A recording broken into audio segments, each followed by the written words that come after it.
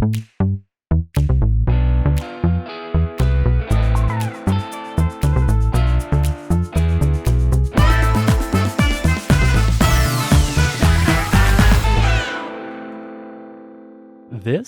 is Fintech Takes, the podcast keeping you in the loop on all the latest fintech trends, news, and ideas. I'm Alex Johnson, and today I have a very special podcast for you. Episode 1 in a new series, Exploring Payroll Connectivity. 2 years ago, I wrote an essay called Payroll Data plus Fintech, in which I explored this new trend of programmatic consumer permissioned access to payroll data, which was starting to filter its way into all kinds of interesting places within fintech.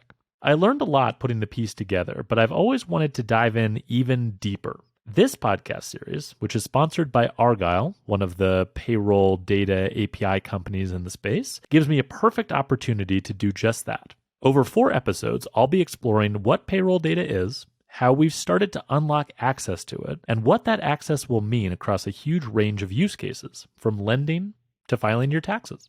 In today's episode, I talked to Shmulik Fishman, founder and CEO of Argyle. We talk about the payroll data ecosystem, how programmatic access to this data is being enabled and how it works, and how programmatic access to payroll data is similar to open banking and how it's different. It was a fascinating conversation, and I can't wait for you to listen to it and the rest of the episodes in this series. Here we go. Shmulik Fishman, welcome to the podcast. Thanks so much for having me. Glad to be talking with you today. Absolutely. Well, I'm thrilled to get this opportunity to dive in deep into this topic. I think as you and I have joked about offline, this is something I've been wanting to do for a long time. I am just utterly fascinated by the payroll API, payroll data space, and just the sort of wild and valuable future that it unlocks. And so really looking forward to getting into the details. Before we go any further, I'd love to sort of do just a quick 2 minutes on you and Argyle, Sure. just so we can set a little bit of context. Obviously, we're going to get into a lot of the details over this episode and coming episodes, but why don't we just start with a couple minutes for context? Definitely. And I'm lucky to be talking with somebody else that shares a fascination with payroll data. Most people that I talk to tell me that I've gone insane. So it's nice to be working with or talking with somebody else that wants to go deep on this topic as well. Yes. A short background, I suppose, on me. I've been lucky to be a part of 3 startups in very different industries. The first in ad tech, the second in fleet management, and I suppose you could call this payroll connectivity. While those all sound like really different verticals, I've been very interested in networks where you have a lot of supply and a lot of demand that need to transact with each other. In ad tech, you have tons of advertisers. Think Coca-Cola, think Pepsi. They need to get on websites. That's where the transaction happens. Fleet management, you have a lot of cars. They need to go somewhere. Payroll, and we're going to get into it this today. There's so many different payroll processors. There's so many different use cases they need to transact. So I find myself in network businesses. Argyle is a network for payroll connectivity. So we allow any business to invite their consumers to connect to their payroll account. And from that connection, all sorts of wonderful things can happen around verifying income, monitoring work, understanding somebody's trends and who they're working for. So it's through this consumer interaction that we're powering that lasts maybe 15 seconds. So much comes out of it. I'm excited to talk with you about it. Awesome. Great. Well, let's get into that. So I mentioned before, this is a subject of fascination to me for a while. And I wrote a piece a couple of years ago now, actually, on the sort of payroll connectivity space. And I framed the whole discussion around this idea of there being a waterfall of data, if you will. And so, if you think about sort of programmatically how we get access to the data that we use to make decisions in financial services, one of the things I realized when I started digging into this space is that we've actually been sort of working our way backwards up the waterfall, right? And so, you go back to the 1970s and the creation of the credit bureaus. Really, that was about codifying a very specific data set that related obviously to how consumers were sort of interacting with and managing their credit obligations. And what was interesting to me, sort of as a realization when I was writing this piece, was that and I'm sure this is just sort of the accidents of markets and sort of how they evolve somewhat randomly. I mean, you mentioned that you've sort of spent your time building different networks in different industries, right? They sometimes evolve kind of randomly. And in the case of, financial services and the data that we use, the random sort of invention was, okay, well, now we have this credit data and we have programmatic access to it. And so it feels like we've spent the last 50 years sort of extracting as much value out of that data as we possibly can, right? And anyone who spent time in and around lending or making lending decisions knows, there's an attribute for literally everything as it relates to a credit file, right? And we've squeezed a ton of predictive value out of that data. But at the same time, we haven't always sort of paused and asked the question, like, is this data that we're looking at the best source for the insights that we're trying to get or the things that we're trying to predict? And, in some cases, like someone's willingness to repay, a 15-year loan, well, yeah, actually, this is pretty good data. But in a lot of other cases, we were sort of doing our best to stretch and get insights out of the data, even though that data really wasn't maybe the best place to get it, right? Things like income or stability of income. And so, what I've noticed is since the 1970s, we've sort of been working our way up from a very small subset of data, which is like credit obligations, to something a little bit broader, which is maybe open banking and access to like all of the data in someone's bank account. And that obviously includes credit obligations and bill payments, but it also can speak a little bit to income and the money coming in and just sort of your transactional history overall.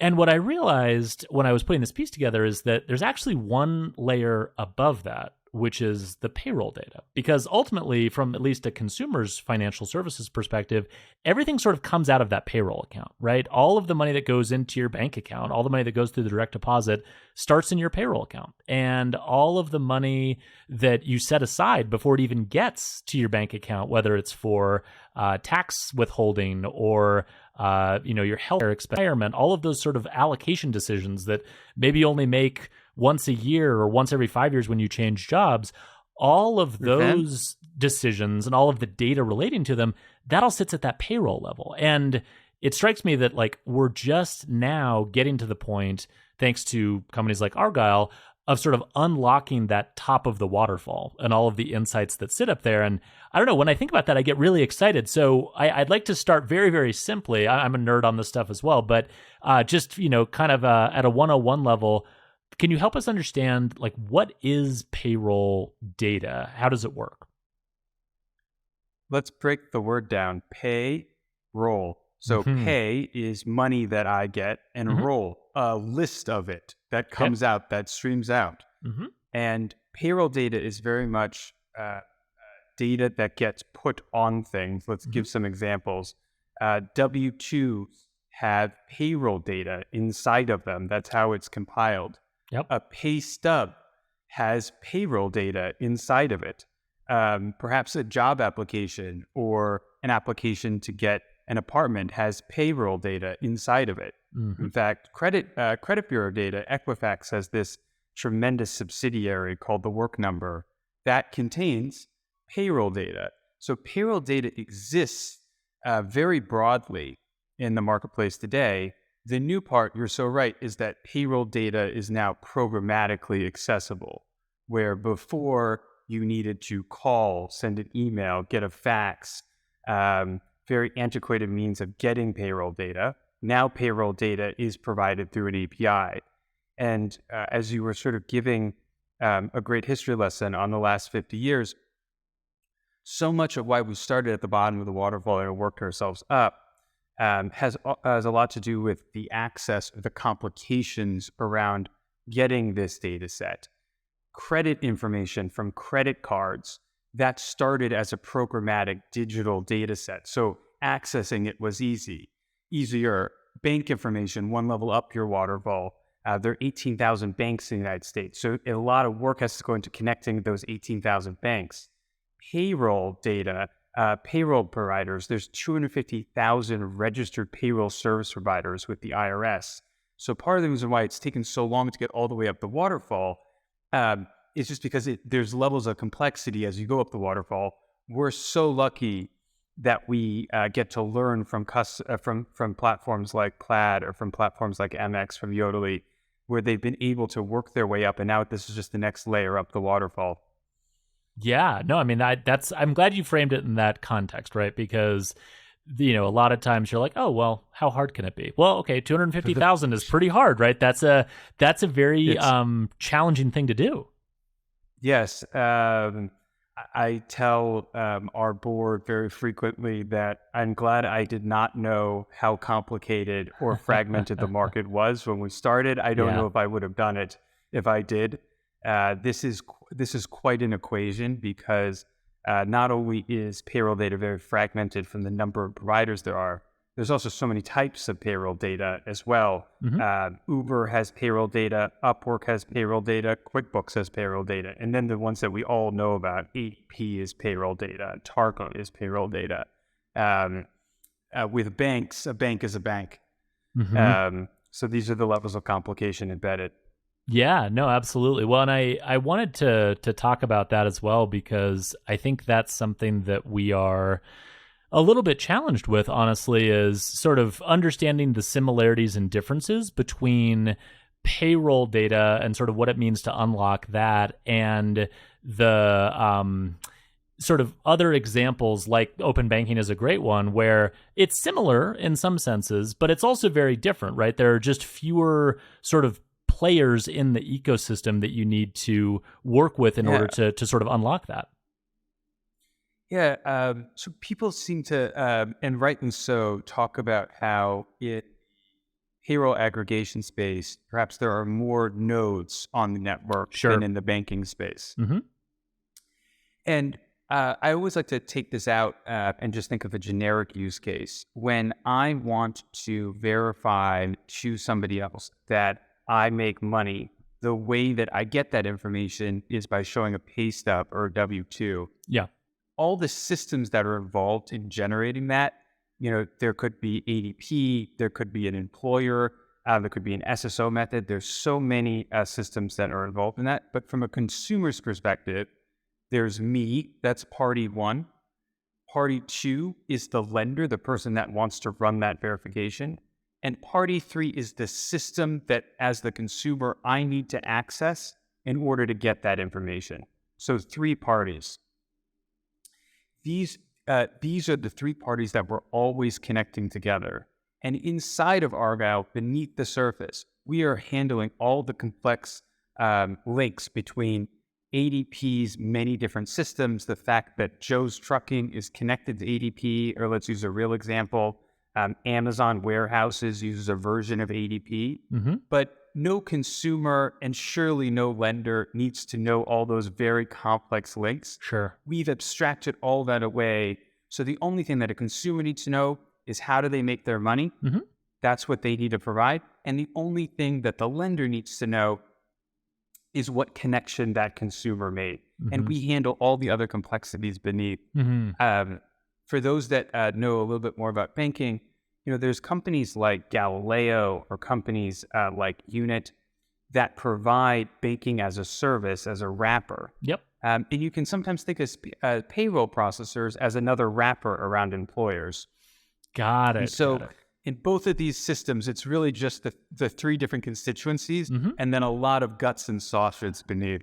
Got it. No, that makes sense. Well, and I guess kind of poking at that question, the other thing I've always been very curious about in this area is there's a different set of sort of commercial interests at play, right, with payroll data. And again, sort of comparing it to open banking, banks have been very, very reluctant to share their data. And I think some have even gone on the record stupidly and said things like, it's not the customer's data, it's our data, which is just like a really, really bad quote to give. But, you can, in a way, you can almost understand where they're coming from, just in the sense that, like, they're not necessarily trying to commercialize the data. They're not trying to sell the data, but they do view the data as proprietary and something that they want to be able to build products and experiences and stuff off of. So it's a big shift. With payroll data, it's different, right? Because a lot of, kind of to your point, going back to Equifax, and that you could play a game if you wanted to, if you're listening to this podcast late at night. There's a drinking game called Workforce Solutions, and every time we say it, you could go that route if you wanted to. It's a dangerous game to play. It'll come up a lot. So with like Workforce and with Equifax and the Work Number, obviously there's sort of a legacy business here of verifying income and doing some of this stuff with this data. Yes. So the commercial interests and sort of how you untangle that are different. And I would imagine that when you were talking about abstracting away the complexity, part of it is abstracting away the technical complexity of integrating all these things together, which is a huge, huge lift. The other part is like sort of smoothing out all of the business interests and kind of making this work and making it easy for people to interact with. History lesson. Yeah. Because I always find these parts fun. Equifax's subsidiary of the Work Number is basically the standard bearer of income data from a legacy perspective. Yeah. It last year made over $2 billion in revenue. It connects to the most number of payroll systems on the market prior to Argyle. Mm-hmm. And let's give it some credit for a minute. Yeah. In a pre-internet world where you had 10,000, 20,000 payroll processors and no way to programmatically connect all of them, you needed an aggregator that sat in the middle, purchased all this data, stored it in their system, and then when somebody requested a certain data set, they had it ready to access, consolidated there all in one database. That is Equifax as the Work Number, and in many ways, that is the best way to run this marketplace prior to having an API. And so a lot of what needs to be untangled are very legacy ways of making the link between a lender and a consumer's income data. And that is what Argyle is doing. In a sense, we're saying you no longer need this middleman. You no longer need this system in the middle that's purchasing, storing, and redistributing data, because all the data can be requested on demand or at the time of need. And it doesn't need to be stored by anybody, by Argyle or anybody else. It just needs to be transmitted from its location to the requester. You are right. This does append some business dynamics. Yeah. I do think that there's probably really broad consensus amongst most people that are listening to this that they don't want other people making money off of their income information. Right? And so the more that people can understand what is going on behind the scenes, the more I think that there will be a change in the industry to not sending everything to Equifax for allowing them to resell it. I think as more people learn about that, the less people will like it. Yeah, no, absolutely. I mean, I think that's a really good observation, because, you sort of think about these things as like these big sea changes that come in, and suddenly a model that's existed for a long time, and to your point, like, was an accomplishment. It was something that provided value. It was. The dynamics around it just shift, right? And I'll be honest, until, what was it, 2017, I want to say, it was the first time I heard about the Work Number at all. And I was like, there's a database that has all of our like income information? That's crazy. And it's like verified income. I'm like, wow, I didn't even know. And it just kind of speaks to the fact that like the credit bureau model for doing this is aggregate all the data together, collect it, and normalize it and do a lot of work to make it accessible, and then essentially monetize that work that you were doing in order to carve out a good business for yourself. And much like we're seeing on the credit bureau side, my sense is that the income verification and other areas that the Work Number plays in are sort of going through this same conversation right now, which is, okay, well, now that we have the internet, right, and now that we have the ability for this data to not have to be aggregated and stored, there are a lot of reasons for a shift in the way that works. And obviously one of them, as you said, is, as a consumer, I kind of like the idea of like me knowing where my data is and giving permission over it. But even other things like data security, and like I don't want all of this data stored in one place and being sort of vulnerable to security incidents or whatever. So I mean, I guess I'm kind of curious for your overall take on where are we in that sort of sea change and kind of moving to that new world, because it doesn't happen overnight, but it does definitely seem like there's momentum around some of these changes. One thing that I'm seeing is that Equifax, for all the upsides that we talked about, is a very pricey and expensive system. Sure. in mortgage, people are paying upwards of $70 or $80 for a single income verification request. Yeah. Sometimes it gets lower, but when you're talking about dollars, tens of dollars, $20 for a single verification, that boxes a lot of different businesses out of running formal income verification because it's just too pricey. Mm-hmm. Think about $100 cash advance or renting a car. The economics don't work. Mm-hmm. And keep in mind that with these CRA systems, Equifax system, the data is only updated 4 times a year. So if you wanted to make a cash advance, or I know there's a lot of fintech products out there that are extending cash on a daily or weekly basis, you can't use Equifax's database as the underlying data set for those businesses. So there's a ton of unlocks when you reduce price, increase data quality. It opens things up, and I think that's the big sea change that we're seeing. I always think that history seems so simple when you talk about it in the past, but it takes a really long time. And frankly, what I spend the most time on with clients is coaching them through this transition, because there's broad understanding when we talk to clients that they want to move to a digital first model, that they want to go programmatic, they want to stop using paper, they want to stop using a CRA. But for the last 50 years, people have been doing it this way, and Right. so much system, so much operational flow has been built around this legacy way. Mm-hmm. It takes a while to move off it.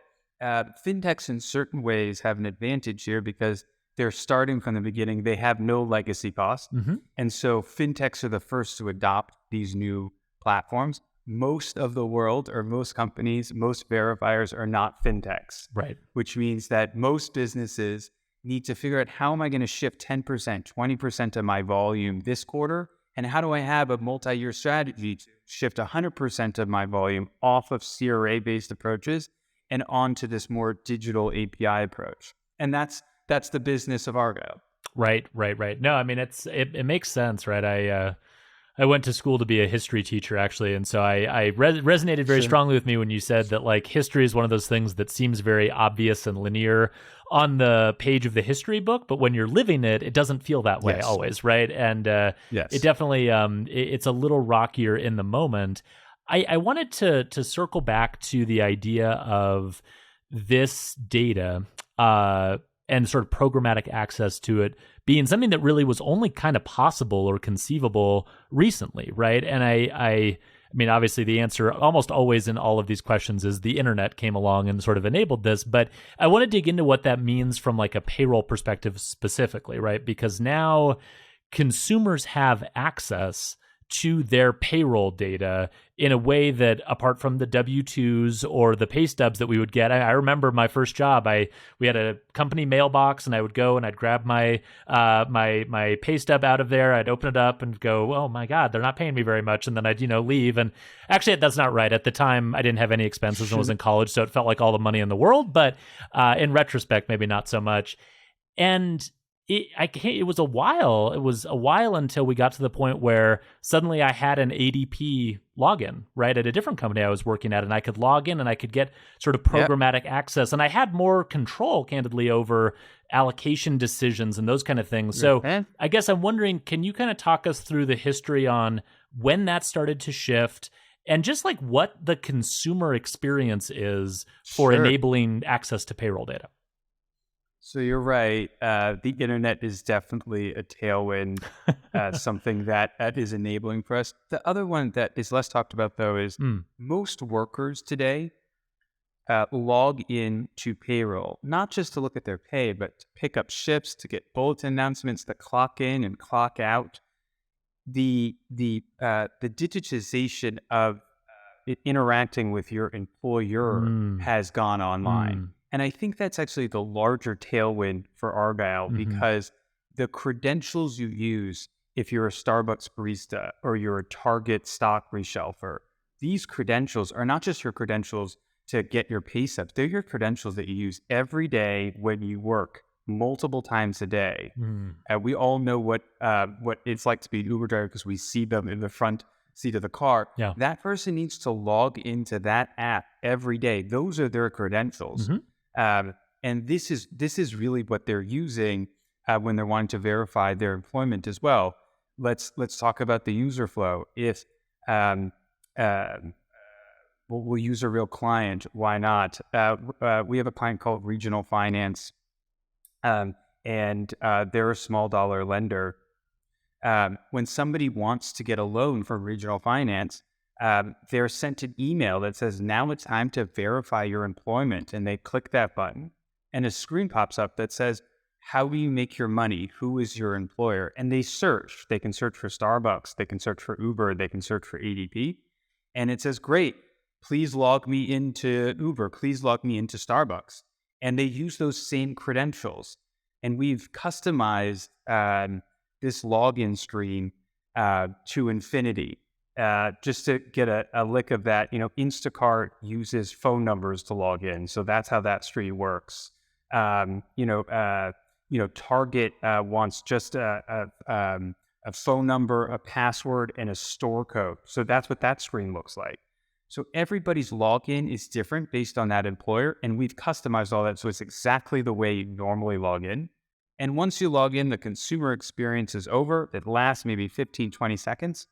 And then everything else is computers, where the lender, in this case, Regional Finance, pulls base pay, pulls job title, pulls home address, pulls hours worked. These are the data elements that they were having to get manually through a pay stub before, but now they're just asking for it programmatically. That information streams over to Regional Finance, and they get to make their lending decision. The one thing I think we are doing that is net new, everything else is just the digital version of something that was analog. Sure. The one thing that we're doing that's net new is we allow our lenders or our clients to ask this question as often as they want. Where if they want to ask this question every day, how much money did you make today? Because we have a persistent tokenized connection into that payroll account, we can always answer that question after every shift, at the end of every day, at the end of every week. Previously, every time you asked this question, it was expensive and laborious because you had to go to the credit bureau, you had to ask, it was only updated every once a quarter. Right. If you asked the consumer, they had to go into payroll, download their pay stubs again, or take a screenshot. If you asked the employer, it would take a really long time. We've now made the net cost and the net friction of asking the question the second or third time zero. Because once you have access to the account, we're updating in real time as they're completing work. And that's where, really talking about the future, there's so many new use cases that open up by having a persistent connection instead of a one-time sort of hit or point-in-time report. I'm glad you brought that up because and we're going to get into a lot of the specifics around some of these different use cases in future episodes, but I do want to talk a little bit about that because, again, going back to the waterfall analogy I used at the beginning, it seems like one of the things that we were doing before, right? I always think about it in terms of like, okay, you're making a lending decision as an example. I come from sort of a lending background. I used to work at FICO. So I think in terms of like making a lending decision, what data elements are you using and what do those data elements tell you about the customer and what they're going to do? And one of the ones that I think we struggle with a lot from a credit bureau perspective is, well, what is the stability of this person, right? From a lending perspective. And it's, it's a little bit of question about their income. It's a little bit of question about their job. It's a little bit of question about like just the nature of work and how that's changing, right? Now we don't all have these, 8 to 5 jobs that, we work at for 45 years with the same company and retire with a gold watch. Like work is different. We work multiple jobs and we pick up shifts and we have side gigs. We do all of these different things. And so, the picture about how do you sort of get to a customer's stability in order to make lending decisions, particularly around sort of larger lending decisions that you're making, whether it's an ongoing sort of cash management, cash flow relationship that you have, where it's not just one interaction, but it's a series of them over time, or a larger, longer term loan like a mortgage or an auto loan. The stability piece seems really, really important to me. And it's just interesting that in the absence of having this sort of insight into the consumer's life, really the only way we were getting that before was, well, they have a history of paying their mortgage, for the last 20 years. And so they seem stable, but it was such a like backwards looking, kind of going to the analogy we were using before, like you were reading pages in a history book and the history was written a long time ago and you're sort of imputing what that means. This is much more like you are reading the book as it is being written. That's right. In real time. That's so right. And what I, just to even hammer that point home more, consistency of work, you can definitely glean it by seeing that somebody's making the same amount over a period of time, which is something we provide. But even more powerful that we hear from our lending clients is that there's consistency in time, meaning somebody that shows up consistently on time for their shifts or consistently works the 9 a.m. shift, they are far more likely to repay their loan than somebody that does not. And you could not get this type of insight by us doing it because we're not lenders.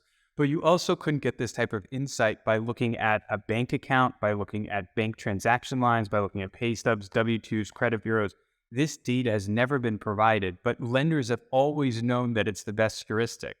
So we're really starting to get to what do lenders really need? What are the data sets they really actually need to make the best lending decisions? And it's consistent access, the ability to see sort of structured work, or that you work consistently, and that the price point works where it doesn't cost you so much to get this data set where you wouldn't be able to make a profitable loan.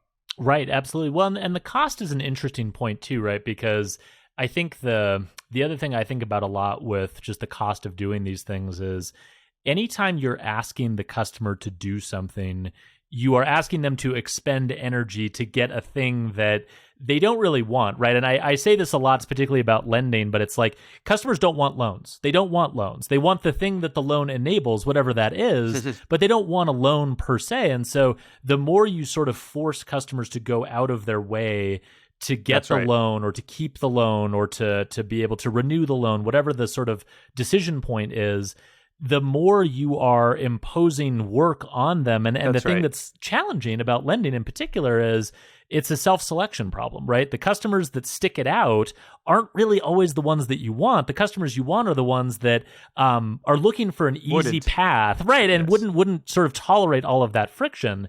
And so I could see that being a big difference. And one of the things you mentioned before that I wanted to just kind of hit on was I had not really been thinking of it in terms of like a Starbucks barista, right? And this is always the challenge whenever I talk about fintech stuff, is I always think about it from my life, right? And I'm like, you know, honestly, I don't really probably know my payroll account information, my credentials off the top of my head. I could find them or I could reset my account, but like, it's not immediately clear to me. But to be fair, I don't log into my payroll system very often. I don't need to. Or get loans. Right, or get loans. Right. I mean, like I am blessed for a number of reasons to not be in a position where I'm doing those things. But to your point, a very large portion of the market has jobs where as a functional part of the job day to day, logging into the system, logging your hours, clocking in, clocking out, picking up extra shifts, those credentials are not just payroll account credentials. Those credentials are essentially the credentials you use to do your job. So when we talk about the friction, like the friction associated with like logging in and like, you know, granting access to this data. I mean, I'd never thought about it in this context, but it might actually have less friction than logging into your bank account. Is that possible? Well, let's break that down. There's some interesting parts here. One, this is a business, and I've had to teach myself this, where I am so not the consumer. Totally. Right? I'm not building something for myself. I'm building something that a pain I see in the market. And it's when people that start to work at Argyle, there's a whole session on this. Where we're building something for somebody else, not for ourselves. Here's some stats. Over 60% of the U.S. population makes money piecemeal, which means shift, task, hourly. They don't have a fixed salary like you and me do. And so that means that they need these credentials to make money. Money is behind these credentials for them. And so, yes, they log into them way more frequently than banks. And it's the reason why the conversion is better than bank conversion. It's not because we're doing something fancy. It's just because people know their passwords more than they know bank passwords. The other thing around friction and self-selection out that I thought was really important to touch on is that there's a lot of conversation with, people already know where to get their pay stubs, or people already know where their W-2s are. You're right, they do. They're inside of their payroll accounts. And so all these user flows where somebody says, upload pay stubs, or can you send me your pay stubs, or take a screenshot of your payroll account, these things all happen because somebody knows their username and password into payroll. And so there's a real needing to turn and think about what is the consumer's experience, not what is my experience as the business owner or the lender. And once you start to tease that out, you start to see that this is actually really good for a consumer to have less friction and to give you the data you need, where they're not going to drop out of the funnel, where it's not going to be expensive, where you can get the data all the time. Yeah, that's ironic that like the objection to it would be something along the lines of, from like a lender's perspective, oh, well, this would be a huge change to our workflow. We would be really imposing a lot of like new friction on the customer. I'm not sure we want to do this, blah, blah, blah. And then you sort of pull that argument apart and arrive at a place where it's like, well, actually, we're already asking for the payroll. The payroll data is in that system that they're asking them to log into. But instead of doing one thing, which is log into it, and then we take care of the rest, and it's 15 seconds, we're asking them to log into it, find where the payroll stubs are. And they were going to do it anyway. Yeah. You were asking to do it anyway. You just didn't know about it. You just didn't, because you were thinking about it in terms of your process, not the experience you're asking customers to go through today. That's really, really interesting. So the other thing I wanted to ask about is, coverage and building coverage. And you sort of illustrated that 250,000, right, registered payroll systems.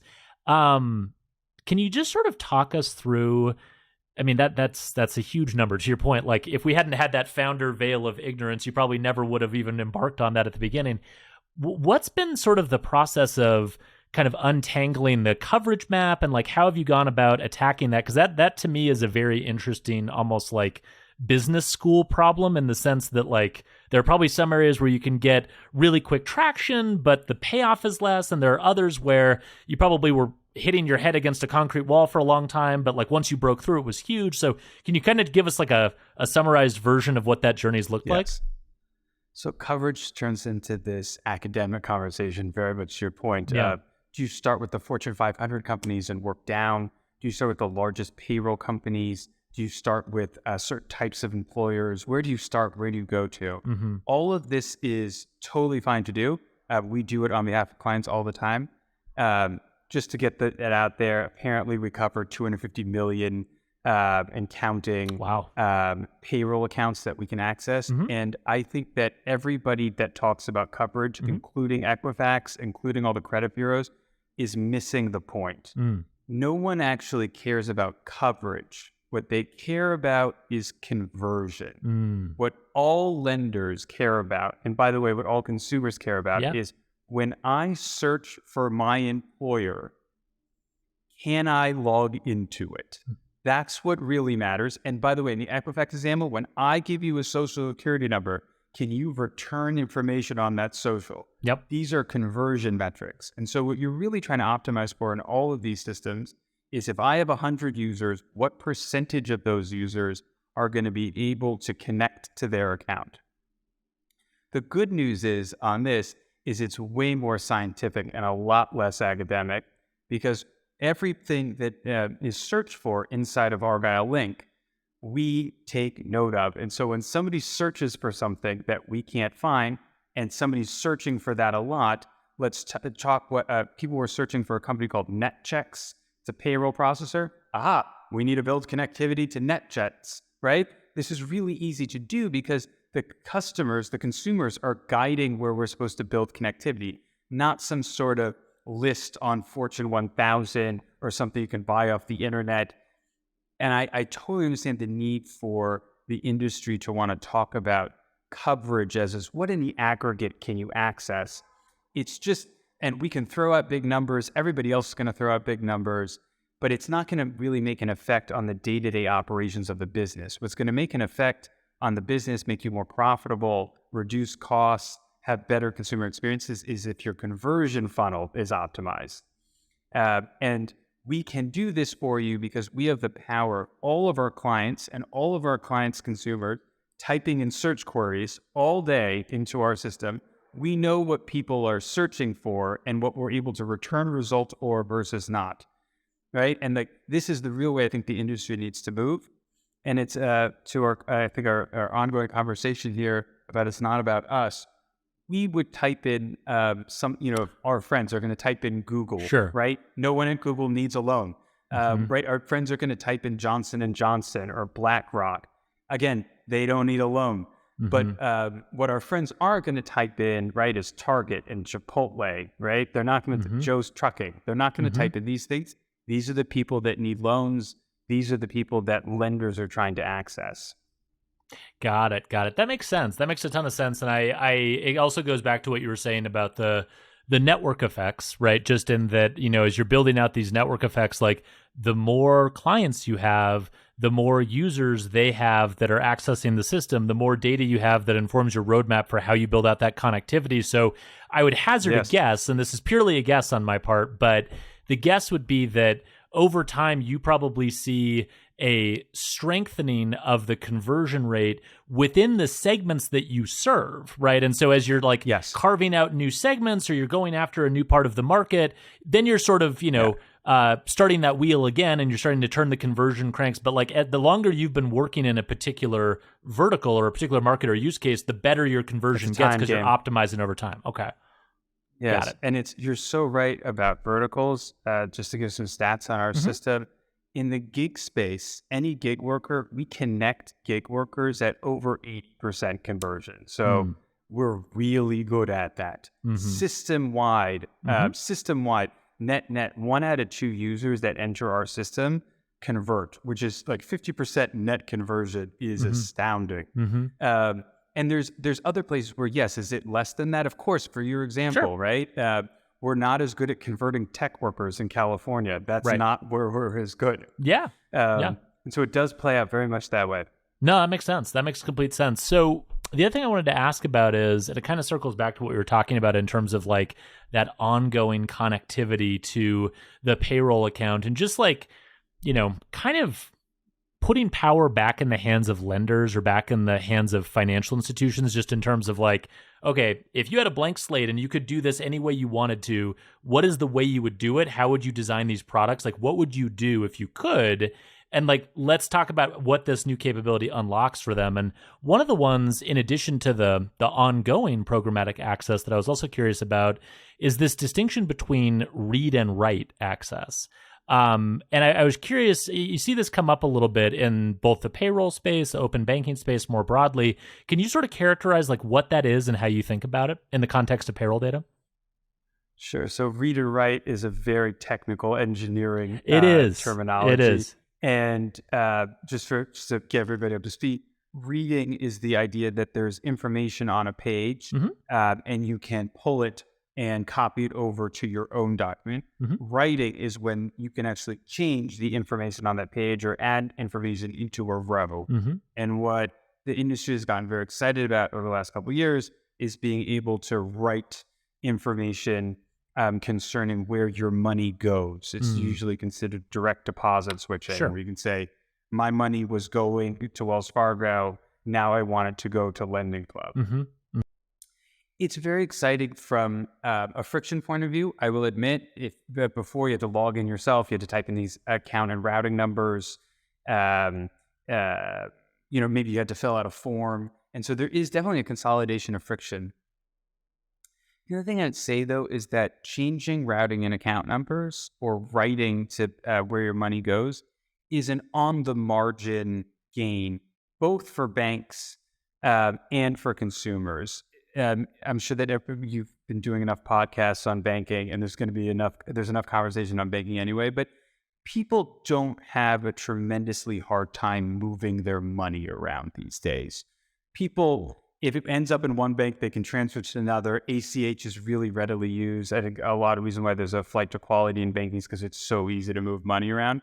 So there's not a ton that's needed in getting money to go to a different place. And so I caution how big that market is, just because of all the other options for how to move money around. Having said that, I think there's, by the way, we do provide that feature. There's so many other things that you can do with payroll, both in terms of writing. If you're thinking of maybe you work for several locations and you have a home address, you need to change your home address in all places. You could think like you just change it once and it changes a bunch of places. Yeah, Maybe that'd be kind of 401k convenient. contributions. Yeah. Yeah, that would. Yeah. Yeah, I like that. We have 401k contributions, healthcare contributions. You want to be able to manage those or change plans.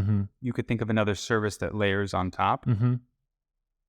But as we're pulling out, reading and writing functionality is very technical, and I think for most people that are listening, what they really care about is use cases or what can I power, regardless of the technical component of it, reading and writing data. Totally. What can I power using this access?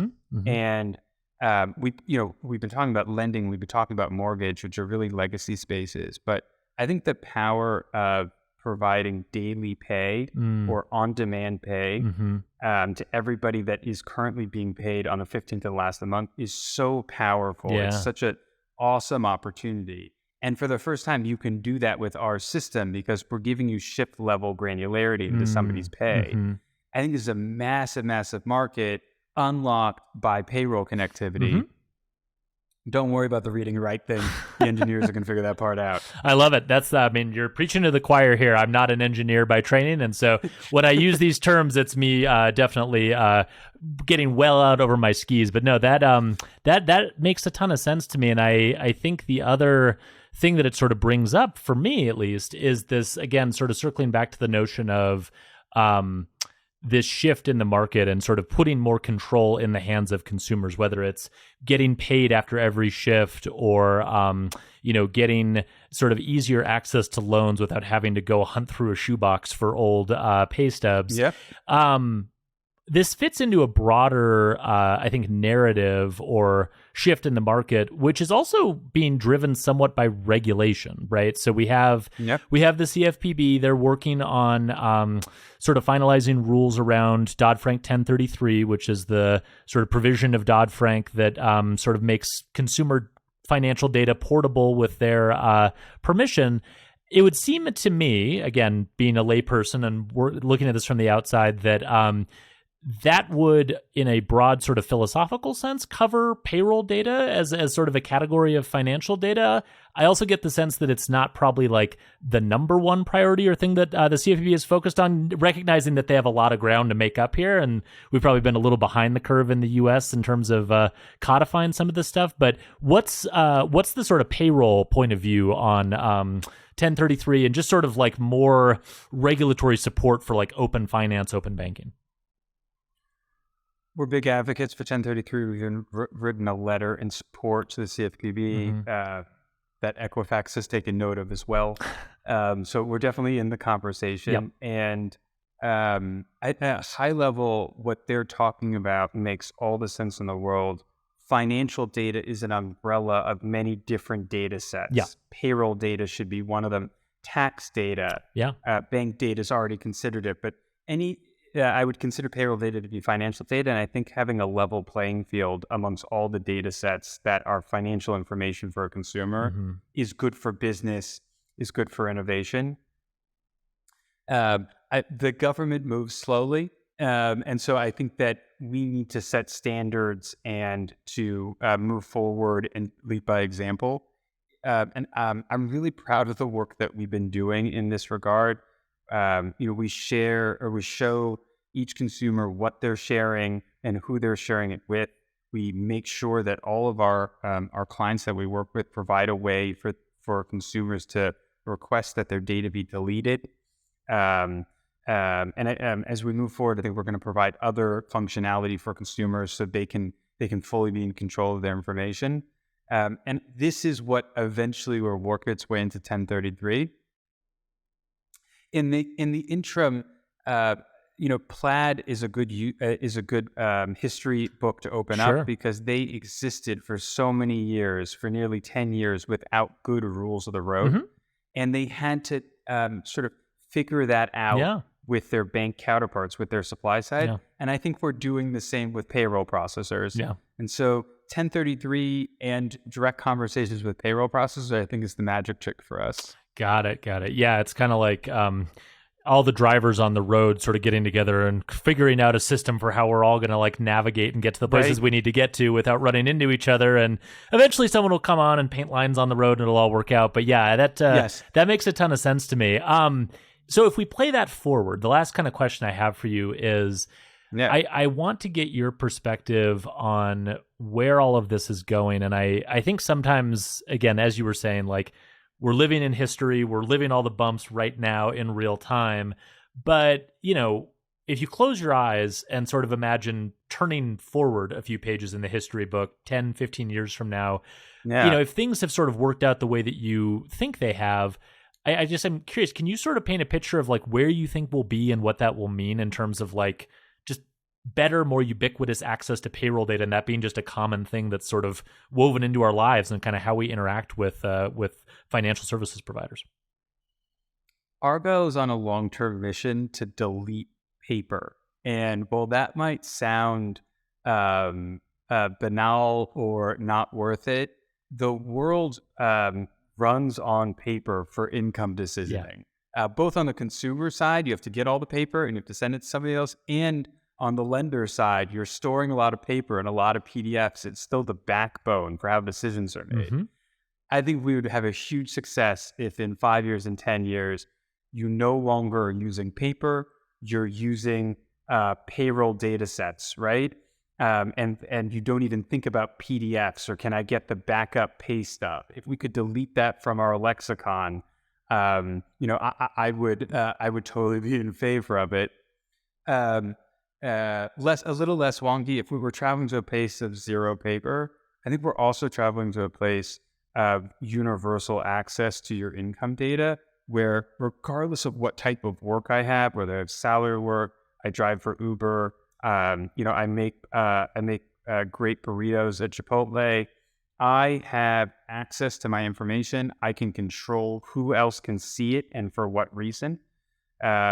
And this is something that is going to take many, many years to play out, but it's something we really want to lead with, where everybody has a passport or everybody has a way to hold on to their information and share it with the people that they want. That's amazing. Well, the listeners of the podcast would not be able to see me crying tears of actual joy when you said, you know, eliminate all paper from existence like that. That makes me personally so happy. So I assume that others will share my joy in that vision as well. Glad. That's awesome. So that I think concludes everything I wanted to touch on in this episode. However, before I let you go, as we mentioned, this is the first in a series of episodes that we're going to do diving even deeper into this topic of payroll connectivity. And we have 3 episodes coming up that I wanted to just tease very briefly just for the audience. So we have talked about use cases a lot. And what we're planning to do for the subsequent 3 episodes is to dive into those use cases in a lot more detail. So the plan is for the next couple episodes to cover lending as a category, and all of the sort of income verification and stability of the borrower and all the things we were talking about.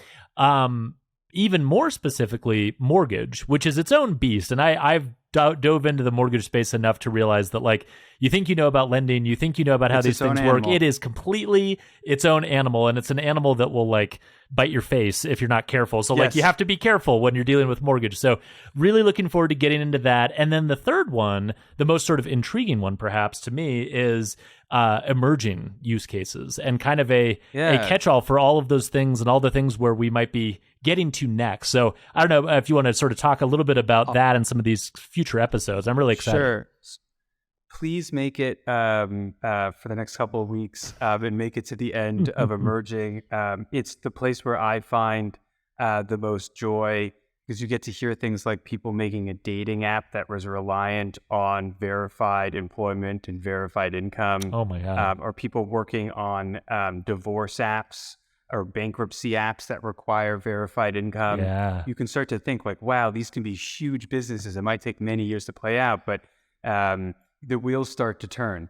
So there's definitely that there. And just to hit on the other ones, we were talking a lot about mortgage throughout this session, or lending a lot throughout the session. Yeah. But mortgage is its own beast. And for the last 2 years, Argyle has been working really diligently to provide a mortgage-ready product where we are formatting our data set to the mortgage use case, which is its own beast. It is.